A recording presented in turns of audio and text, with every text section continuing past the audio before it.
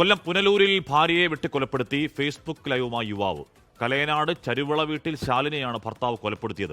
കൊലപാതകത്തിന് ശേഷം പ്രതി ഐസക് കീഴടങ്ങി. ഞാൻ എന്റെ ഭാര്യയെ കൊന്നളഞ്ഞു.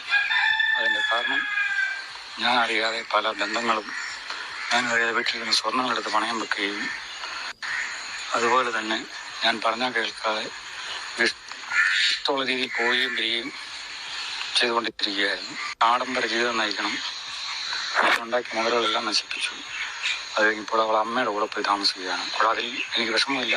വല്ലാത്തൊരു മാനസികാവസ്ഥയിലാണ് ഐസക്ക സംസാരിച്ചത്. കാരണം അതാ കേൾക്കുമ്പോഴും ആ വീട്ടിലെ ദൃശ്യങ്ങൾ കാണുമ്പോഴുമെല്ലാം നമുക്ക് വല്ലാത്ത വേദന തോന്നുന്നുണ്ട്. കാരണം കഴിഞ്ഞ കുറച്ചധികം നാളുകളായി ശാലിനിയും ഐസക്കും തമ്മിലുള്ള കുടുംബപരമായ പ്രശ്നങ്ങൾ നിലനിന്നിരുന്നു. ഈ പുനലൂരിലെ കലയനാട്ട് വീട്ടിലായിരുന്നു ഈ ശാലിനി അടക്കം താമസിച്ചത്.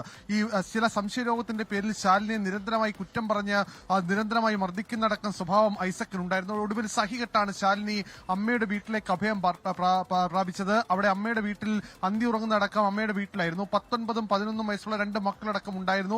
ഐസക്കിനെ പേടിച്ച് ശാലിനി കഴിഞ്ഞ നാളുകളെല്ലാം ജീവിച്ചു എന്ന് പറയുന്നതാണ് അക്ഷരാർത്ഥത്തിൽ ശരി.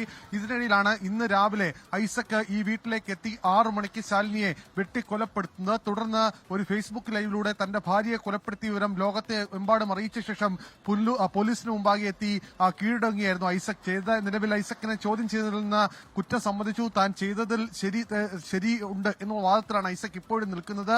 നിരന്തരം ഭാര്യയുമായി പ്രശ്നങ്ങൾ ഉണ്ടായിരുന്ന കാര്യം ഐസക് സമ്മതിച്ചിട്ടുണ്ട്.